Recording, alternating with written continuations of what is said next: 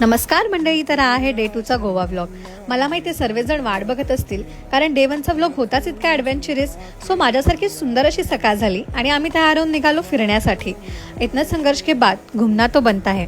इकडचे रस्ते इतके सुंदर, स्वच्छ आणि मनाला शांती देणारे आहेत.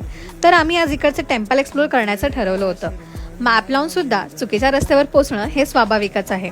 आणि चुकून पोहोचलो ह्या सुंदर मंदिरात आणि आता आलोच आहोत, तर आज जाऊन बघूया.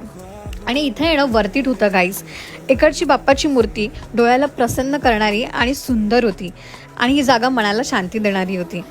इकडे शूट करणं अलाउड नव्हतं, कारण ही मंदिर आणि ही जागा हे फारच जुनं आहे आणि इकडच्या मूर्त्यासुद्धा खूप जास्त क्रिएटिव्ह होता. आम्ही लपून लपून बरंच काही शूट केलं आहे. मी बाप्पाची मूर्तीसुद्धा ह्यात ॲड केली आहे. तुम्ही बघूच शकता ती किती सुंदर आहे. मग आम्ही निघालो इकडचं मोस्ट पॉप्युलर आणि फेमस टेम्पल, तेच म्हणजे मंगेशी टेम्पल. बरेच जण गोवामध्ये येऊन हा टेम्पल नक्की व्हिजिट करतात, त्यामुळे आम्ही सुद्धा हे टेम्पल एक्सप्लोर करण्याचं ठरवलं होतं. इकडचे काही रूल्स अँड रेग्युलेशन्स आहेत, जसे की तुमच्या कपड्यांवरून.